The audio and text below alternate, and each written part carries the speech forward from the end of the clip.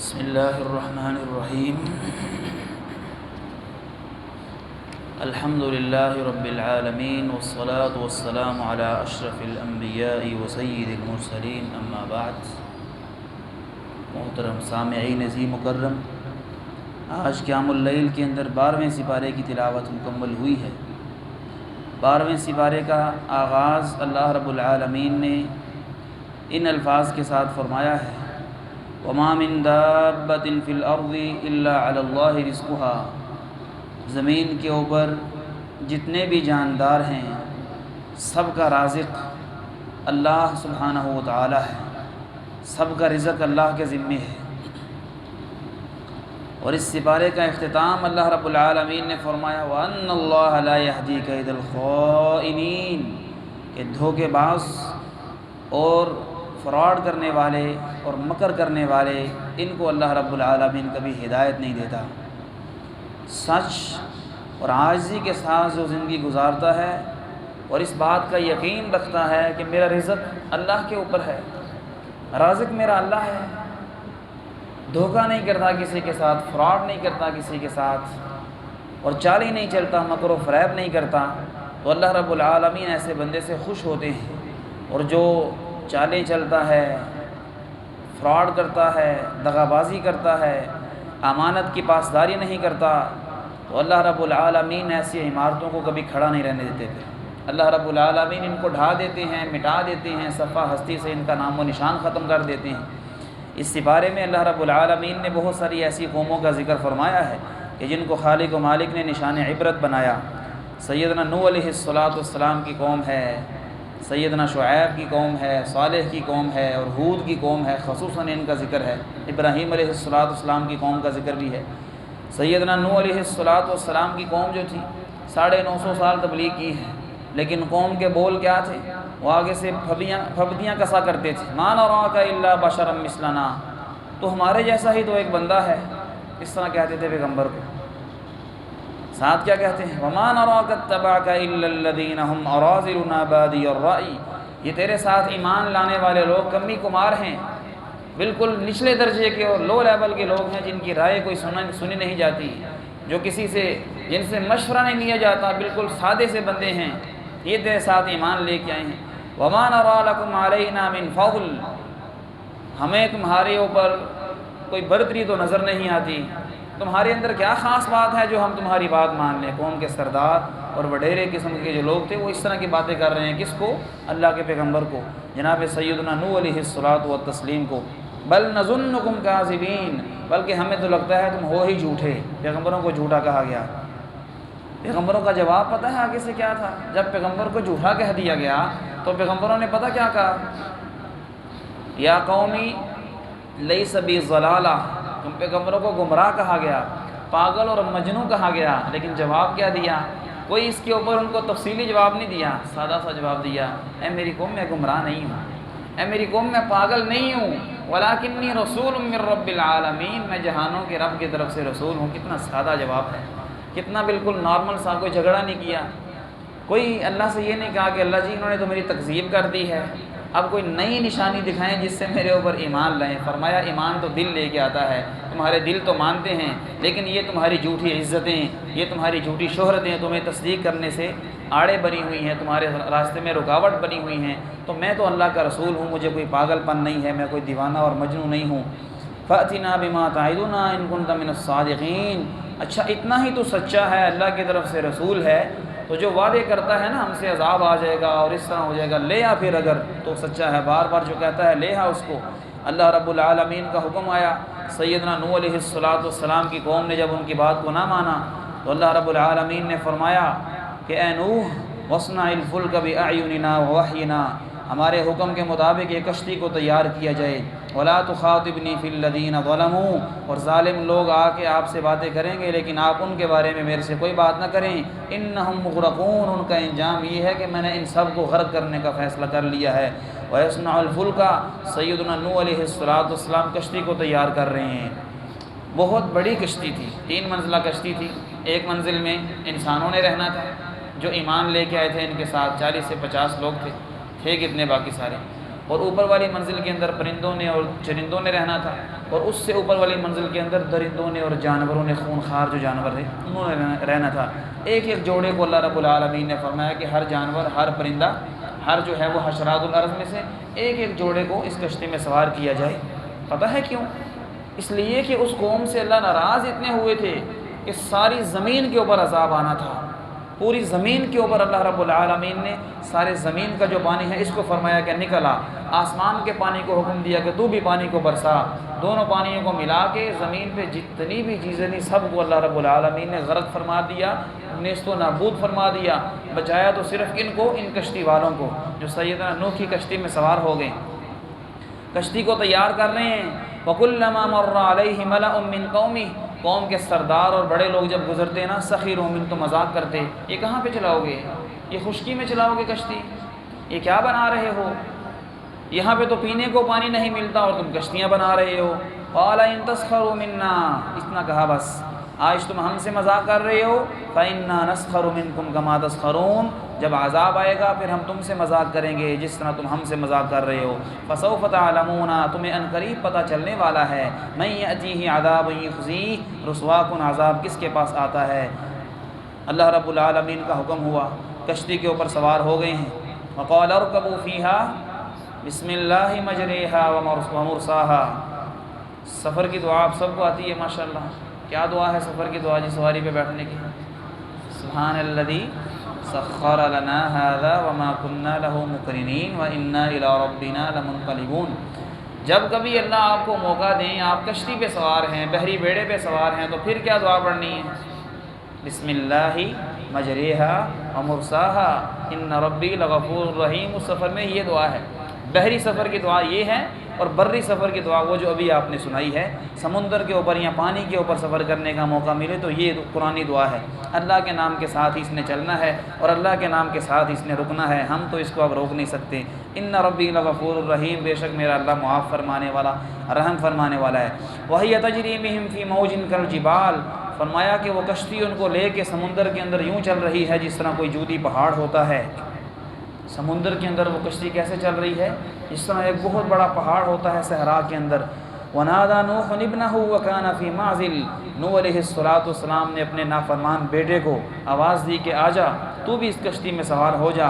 یا بنی ارکم معنا ولا تکن مع الکافرین، کافروں میں سے نہ ہو، آجا اس کشتی میں بیٹھ جا۔ قال سآوی الی جبل، کہنے لگا پانی ہی آنا ہے نا تو میں پہاڑ پہ چڑھ جاؤں گا۔ یعصمنی من الماء، وہ مجھے پانی سے بچا لے گا۔ کبھی ایسا بھی ہوا ہے کہ پانی آئے اور پہاڑ کی چوٹیوں کو بھی کراس کر جائے، میں پہاڑ کے اوپر چڑھ جاؤں گا، پانی مجھے بچا لے گا۔ انہوں نے کہا نادان، لا عاصم اليوم من امر اللہ الا من رحم، اور آج اللہ کے عذاب سے، اللہ کے حکم سے کوئی نہیں بچنے والا مگر جس پہ اللہ نے رحم فرمایا۔ وحال بینہم الموج، ابھی یہ مکالمہ ہو رہا ہے کہ رب العالمین کا حکم آ جاتا ہے اور نوح پیغمبر کے سامنے ان کا بیٹا ڈوب جاتا ہے۔ فکان من المغرقین، وہ غرق ہونے والوں میں سے ہو گیا۔ آخر بیٹا تھا، پدری محبت غالب آتی ہے، فوراً کہتے ہیں نادا نوح الرب، اپنے رب کو آواز دی نوح نے، فقال رب ان ابنی من اہلی، اللہ یہ میرا بیٹا ہے، جوان ہے، میرے اہل میں سے ہے۔ وَإِنَّ وَعْدَكَ الْحَقُّ، تیرا وعدہ تو سچا ہے، تو نے کہا تھا کہ تیرے گھر والوں کو بچاؤں گا، تیرے اہل والوں کو بچاؤں گا، تو یہ میرا بیٹا ہے، میرا اہل ہے۔ وَأَنْتَ أَحْكَمُ الْحَاكِمِينَ، اور تو بہت بہتر فیصلے فرمایا کرتا ہے۔ قَالَ يَا نُوحُ إِنَّهُ لَيْسَ مِنْ أَهْلِكَ، فرمایا نوح یہ آپ کے گھر والوں میں سے نہیں ہے، إِنَّهُ عَمَلٌ غَيْرُ صَالِحٍ، اس کی وجہ یہ ہے کہ اس کا عمل اچھا نہیں ہے۔ پیغمبر کے گھر کے اندر ہو گئے، پیغمبر کا بیٹا ہو گیا، اس کا عمل اچھا نہیں ہے، تو وہ حدیث من بطأ به عمله لم يسرع به نسبه، جس کے عمل نے اس کو پیچھے دھکیل دیا، اس کا نسب اور حسب اس کو کبھی آگے نہیں لے کے جا سکتا۔ پیغمبر کا بیٹا ہے یا پیغمبر کی بیوی ہے یا پیغمبر کا چچا ہے، اللہ رب العالمین کے سامنے سرخرو ہونے کے لیے یہ حسب و نسب کام نہیں آتے، نیک اعمال کام آتے ہیں، اخلاص اور تقوی کام آتا ہے، اور پیغمبروں کی اتباع کام آتی ہے۔ سادہ لفظوں میں آپ کہہ لیں کہ پیغمبروں کی رشتہ داری کام نہیں آتی، پیغمبروں کی اتباع اور ان کی پیروی کام آتی ہے۔ ان کے طریقے کے اوپر جو چلے گا، وہ حبشے کا بلال بھی ہو تو اللہ جنت میں پہنچا دیتا ہے، اور ان کی بات کو جو نہ مانے، وہ چاہے ابو الحکم بھی ہو تو اللہ ابو جہل بنا دیتا ہے، ابو لہب ہو تو اس کو اللہ رب العالمین سورت نازل فرما کے، جو سردار تھا، سادات تھا، تبت یدا ابی لہب وتب، قیامت تک اس کے ہاتھ ٹوٹتے رہیں گے۔ ما اغنى عنہ مالہ وما کسب، اتنے مال و دولت والا تھا، اتنا سرمایہ دار تھا، فرمایا کوئی فائدہ نہیں ہوا اس کو۔ اللہ رب العالمین نے فرمایا فلا تسألنی ما لیس لک بہ علم، جس کا آپ کو علم ہی نہیں ہے اس کے بارے میں سوال کیوں کرتے ہو اے نوح؟ انی اعظک ان تکون من الجاہلین، میں آپ کو واعظ کرتا ہوں، نصیحت کرتا ہوں کہ جاہلوں میں سے مت ہو جاؤ۔ ایسا سوال کر کے اپنے آپ کو پیغمبروں کی لسٹ سے خارج نہ کروا لینا۔ رب انی اعوذ بک ان اسألک ما لیس لی بہ علم، اللہ میں آپ کی پناہ میں آتا ہوں، آپ سے معافی مانگتا ہوں کہ ایسا سوال کر لیا جس کا مجھے علم ہی نہ تھا۔ اور نوح نے پھر یہاں پہ کون سی دعا کی؟ وہی سیدنا آدم علیہ السلام کی، وَإِلَّا تَغْفِرْ لِي وَتَرْحَمْنِي، انہوں نے کیا کہا تھا؟ وَإِن لَّمْ تَغْفِرْ لَنَا وَتَرْحَمْنَا، سب کے لیے کہا تھا نا، اپنی بیوی کے لیے بھی، اپنے لیے بھی، یہ اکیلے ہیں یہاں پہ۔ وَإِلَّا تَغْفِرْ لِي وَتَرْحَمْنِي، اگر تو نے رحم نہ فرمایا اور معاف نہ کیا، أَكُن مِّنَ الْخَاسِرِينَ، تو میں خسارہ پانے والے میں سے ہو جاؤں گا۔ آگے چل کے اللہ رب العالمین نے سیدنا ہود علیہ السلام کا تذکرہ کیا ہے، ان کی قوم بھی بڑی بدبخت تھی، بات کو نہ مانا، واللہ رب العالمین نے ان کو بھی عذاب کے ساتھ دوچار کیا۔ وَلَمَّا جَاءَ أَمْرُنَا نَجَّيْنَا هُودًا، جب ہمارا عذاب کا فیصلہ آ گیا، ہم نے ہود کو نجات دی اور ان کے ساتھ ایمان لانے والوں کو بھی نجات دی۔ وَنَجَّيْنَاهُم مِّنْ عَذَابٍ غَلِيظٍ وَتِلْكَ عَادٌ جَحَدُوا بِآيَاتِ رَبِّهِمْ وَعَصَوْا رُسُلَهُ، اور یہ جو عادیے تھے، وَإِلَىٰ عَادٍ أَخَاهُمْ هُودًا، ہود کی قوم والے جو تھے، اللہ کی آیات کا انکار کیا، اللہ کے رسولوں کا انکار کیا۔ وَاتَّبَعُوا أَمْرَ كُلِّ جَبَّارٍ عَنِيدٍ، ہر سرکش اور ظالم کی بات کو، جو قوم کے سردار تھے ان کی باتوں کو مانا۔ وَأُتْبِعُوا فِي هَٰذِهِ الدُّنْيَا لَعْنَةً وَيَوْمَ الْقِيَامَةِ، دنیا کے اندر بھی ہم نے ان کو ملعون بنا دیا، آخرت کے اندر بھی یہ اللہ کی لعنت کے مستحق ہوں گے۔ أَلَا إِنَّ عَادًا كَفَرُوا رَبَّهُمْ أَلَا إِنَّ عَادًا كَفَرُوا رَبَّهُمْ أَلَا بُعْدًا لِعَادٍ قَوْمِ هُودٍ، ایسی ظالم قوم کے لیے یہی انجام ہوا کرتا ہے۔ آگے اللہ رب العالمین نے سیدنا صالح علیہ السلام کا ذکر فرمایا، وَإِلَىٰ ثَمُودَ أَخَاهُمْ صَالِحًا، کہ صالح علیہ السلام کو ہم نے قوم سمود کی طرف بھیجا، انہوں نے بھی آ کے کہا اے میری قوم، اللہ کی پیروی کرو، اللہ کی بات مانو، میں اللہ کی طرف سے رسول ہوں۔ قالوا یا صالح قد كنت فينا مرجوا قبل هذا اتنهانا ان نعبد ما يعبد آباؤنا، وہ تو ہمیں منع کرتا ہے ہم اپنے باپ دادا کے دین کو چھوڑ دیں، ان بتوں کو، ان بزرگوں کو پوجنا چھوڑ دیں جن کو ہمارے بزرگ اور بڑے پوجتے آئے ہیں۔ وَإِنَّنَا لَفِي شَكٍّ مِّمَّا تَدْعُونَا إِلَيْهِ مُرِيبٍ، تیری دعوت کے بارے میں ہم تو شک و شبے میں مبتلا ہیں۔ قَالَ يَا قَوْمِ أَرَأَيْتُمْ إِن كُنتُ عَلَىٰ بَيِّنَةٍ مِّن رَّبِّي، صالح نے بھی یہی کہا، اور پیچھے نوح علیہ السلام نے بھی یہی کہا، جب انہوں نے کہا نا کہ ہم شک کرتے ہیں، ہمیں تو تمہاری باتوں کے اوپر یقین اور اطمینان نہیں ہے، تو کتنا پیارا جواب دیا۔ قال یا قوم ارأیتم ان کنت علی بینۃ من ربی وآتانی رحمۃ من عندی، اے میری قوم کے لوگوں، تمہیں کیوں سمجھ نہیں آتی؟ میں اپنے رب کی طرف سے رحمت کے اوپر ہوں، میرے رب کا فضل ہے میرے اوپر، اور اللہ رب العالمین نے مجھے دلائل و براہین قاطعہ کے ساتھ بھیجا ہے۔ فعمیت علیکم، اگر وہ دلائل تمہیں اندھے ہو گئے ہیں، تمہارے اوپر تمہیں نظر نہیں آتے، یہ آنکھوں کے اوپر پٹیاں ڈال گئی ہیں، انلزمکموہا، کیا میں پھر وہ زبردستی تمہیں دکھاؤں؟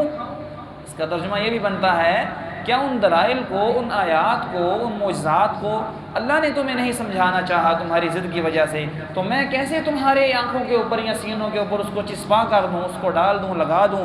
وَأَنْتُمْ لَهَا كَارِهُونَ، اور تم ہو کہ میری بات سننے کو تیار نہیں ہو، تم میری بات کو ناپسند کرتے ہو، پھر تمہیں ہدایت کیسے آئے گی جب تم بات کو سننا گوارا نہیں کرتے؟ پیغمبر کی ذات سے تمہیں دشمنی ہے تو پیغمبر کی بات تمہیں کیسے سمجھ آئے گی؟ کیسے وہ تمہیں باتیں سمجھ آئیں گی اللہ رب العالمین کی؟ کہنے لگے یہ جو آس پاس سیتوں نے کمی اور کمینے بٹھائے ہیں، ان کو اپنے پاس سے اٹھاؤ، پھر ہم تمہاری بات سنیں گے۔ وَيَا قَوْمِ مَن يَنصُرُنِي مِنَ اللَّهِ إِن طَرَدتُّهُمْ، اور میری قوم کے لوگوں، مجھے اللہ سے پھر کون بچائے گا؟ ان اللہ والوں کو میں نے اپنے آپ سے دور کر دیا تو مجھے اللہ سے کون بچائے گا؟ افلا تذکرون، تمہیں سمجھ نہیں آتی ہے؟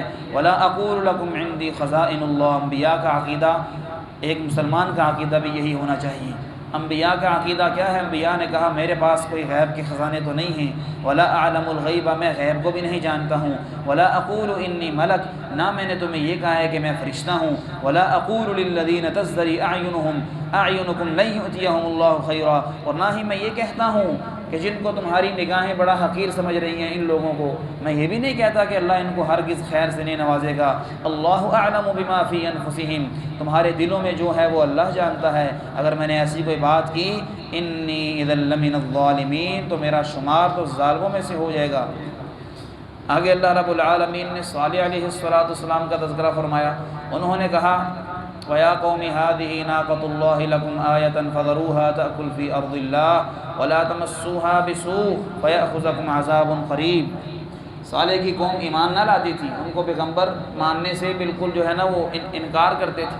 انہوں نے کہا پیغمبر تب مانیں گے جب یہ سامنے پہاڑی میں سے ایک اونٹنی نکلے، کوئی ایسی نشانی دکھاؤ بھائی، یہ سامنے پہاڑی سلسلہ ہے نا جس کے پیچھے کوئی بستی نہیں ہے، کوئی جو ہے وہ جانور نہیں ہے، اس پہاڑی سے آپ ایک اونٹنی نکال کے دکھاؤ، اور وہ اونٹنی بھی ایسی ہو کہ نکلتے ساتھ ہی ایک بچے کو جنم دے، حاملہ اونٹنی ہو۔ انہوں نے اللہ سے دعا کی کہ اللہ جی یہ ایمان لانے کے قریب آ گئے ہیں، یہ ہلکا سا ان کا ایک سوال ہے، آپ پورا فرما دیجیے۔ خالق و مالک نے اونٹنی کو نکال دیا، اس نے نکلتے ساتھ ہی بچے کو جنم دے دیا۔ انہوں نے فرمایا ھذہ ناقۃ اللہ، یہ اب اونٹنی اللہ کی اونٹنی ہے، فذروہا، اس کو چھوڑ دو، اس کو سزا نہ دینا، اس کو تکلیف نہ دینا، نہ ہی اس کو پریشان کرنا، ولا تمسوہا بسوء فیأخذکم عذاب قریب، وگرنہ قریب ہی تمہیں عذاب آ لے گا۔ ان میں سے لوگ اٹھے، ضد کی ہوئی تھی نا، ورنہ اگر ان کا یہ مطالبہ ہوتا کہ اونٹنی نکلے اور ہم ایمان لائیں گے تو اونٹنی تو نکل آئی، لیکن ضد تھی ان لوگوں کو، پیغمبر کی بات سے ضد تھی، پیغمبر کی ذات سے ضد تھی کہ اگر اس کو مان لیا ہم نے تو پھر ہماری صدارتیں اور ہماری وزارتیں اور ہماری بڑیائیاں تو گئیں، پھر اس کے نیچے لگنا پڑے گا ہمیں۔ نعوذ باللہ، یہ جھوٹی ضد نے ان کو مروا کے رکھ دیا۔ فعقروها فقال تمتعوا في داركم 3 أيام ذلك وعد غير مكذوب، انہوں نے مشورہ کیا مل بیٹھ کر، یہ جو اونٹنی ہے نا ہم اس کا کام ہی تمام کرتے ہیں، کیا خیال ہے؟ انہوں نے کہا ٹھیک ہے۔ ایک شخص اٹھا، وہ ظالم شخص تھا، جابر اور فاجر قسم کا شخص تھا، اس نے اٹھ کے اونٹنی کی ٹانگیں ہی کاٹ دی تلوار لے کے، کوئی چیز لے کے۔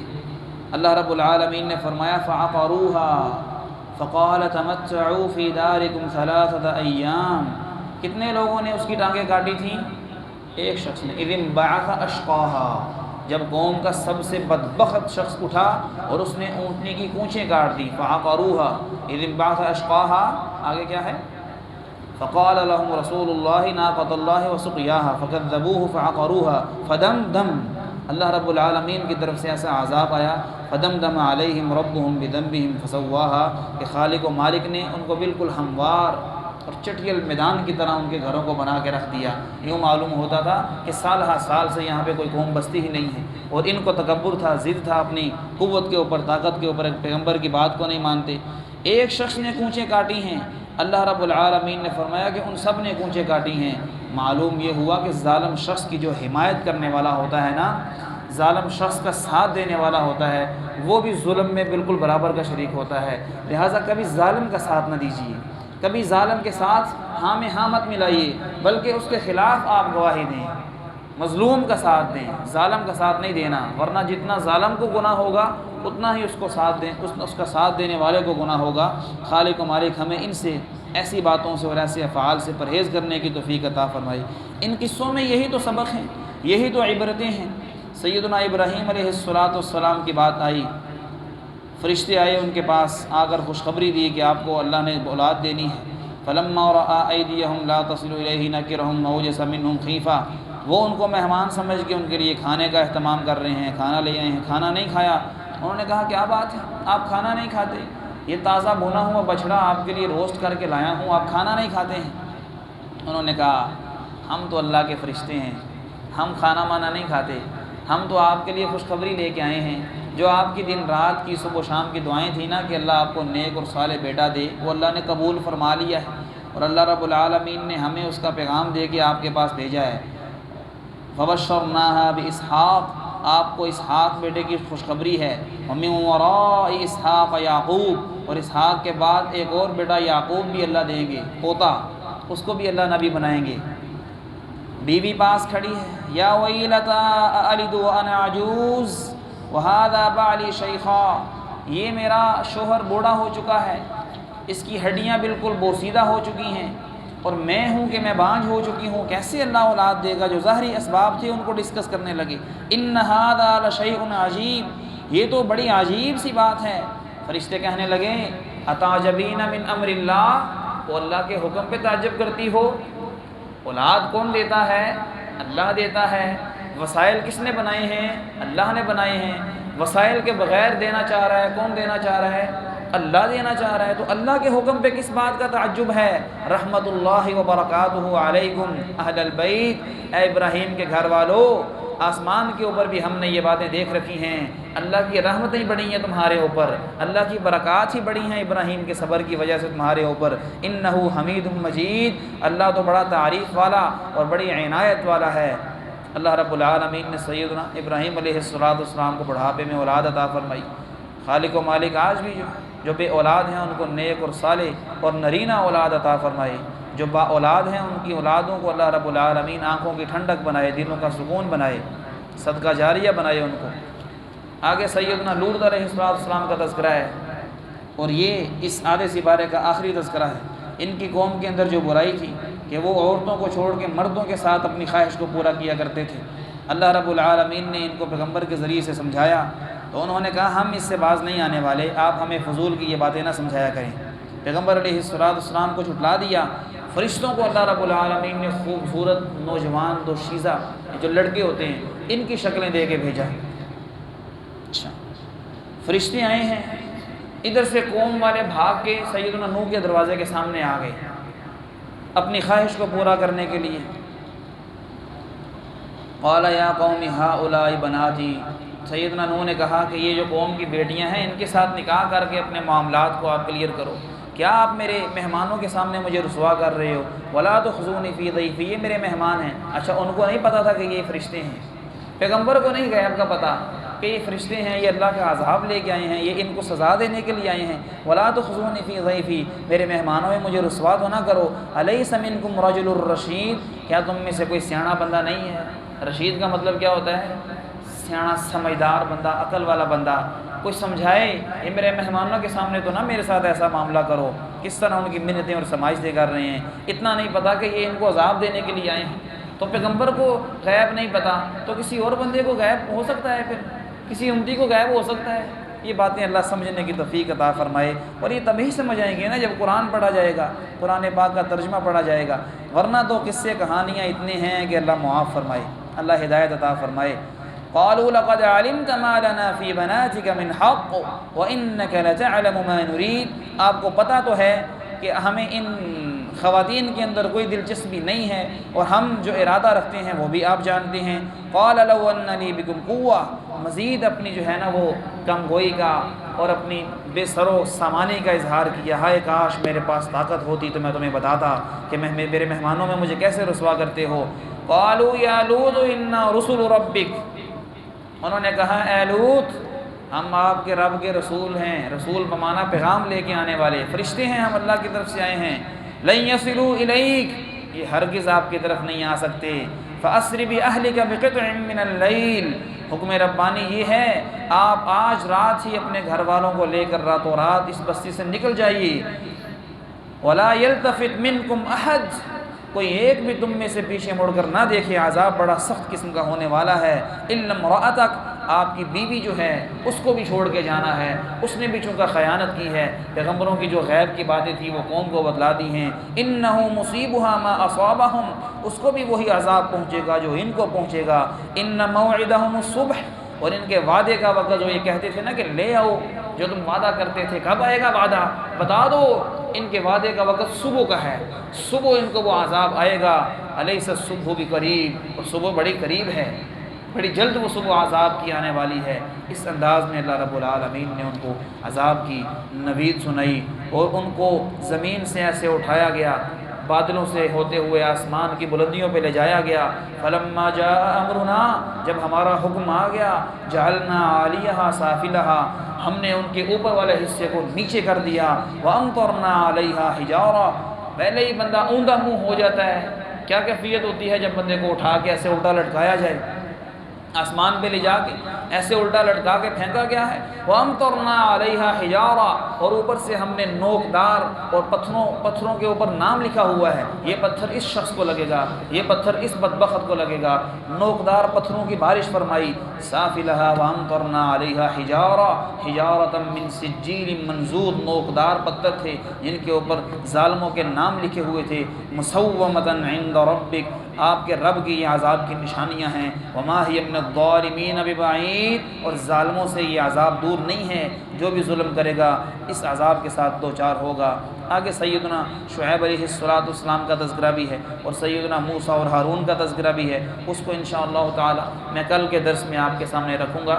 سیدنا نوح علیہ السلام کی جو کشتی ہے نا جی، انہی کی ہے نا کشتی، سیدنا نوح علیہ السلام، ماشاءاللہ آپ سن رہے ہیں۔ تو ان کی کشتی کی مثال امام مالک رحمہ اللہ تعالی دیا کرتے تھے، فرمایا کرتے تھے نبی علیہ السلام کی جو سنتیں ہیں نا، آپ کے جو طریقے ہیں، آپ کی جو احادیث ہیں، فرامین ہیں، ان کو نارمل نہ لیا جائے۔ نماز کے مسئلے میں کوئی سنت کہہ کے کوئی رکن چھوڑ دیتا ہے، کوئی سنت سمجھ کے کوئی عمل چھوڑ دیتا ہے، داڑھی کو کٹوانے کے معاملے میں ہے، شلوار ہے، ڈریسنگ ہے، پانی دائیں ہاتھ سے پینا ہے سنت ہو، کوئی بات نہیں، یہ فیشن ہے، آج کل فیشن چل رہا ہے، چلو بائیں ہاتھ سے پی لو، یہ ساری جو سنتیں ہیں ان کو حقیر مت سمجھا جائے۔ وہ فرمایا کرتے تھے سنت محمدیہ کی مثال پتہ کیسی ہے؟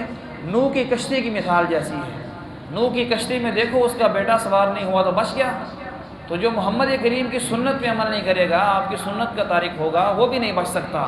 السنہ کا سفینۃ نوح، مثال کیا دیتے تھے؟ سنت نوح کی کشتی جیسی ہے، من رکبہا نجا، جو کشتی میں سوار ہو گیا وہ نجات پا گیا، جو سنت کا عمل بن گیا، سنت کا پیرو بن گیا، نجات پا جائے گا۔ من خلفہا ہلکا، جو سنت سے پیچھے ہو گیا، جو کشتی سے پیچھے رہ گیا، کشتی میں سوار نہ ہوا، کیا اس کے ساتھ بنا؟ اللہ نے غرق کر دیا، ہلاک کر دیا، تباہ کر دیا۔ جو سنت کا عمل نہیں کرتا، سنت پہ پیرو نہیں ہوتا، سنت کو حقیر سمجھ کے چھوڑ دیتا ہے، اس کا انجام بھی نوح کی کشتی سے پیچھے رہنے والے لوگوں کی طرح ہلاکت والا اور غرق ہونے والا ہو جائے گا۔ خالق و مالک ہمیں سنتوں کا پابند بنائے۔ دوسری سبق آموز بات پتہ کیا ہے؟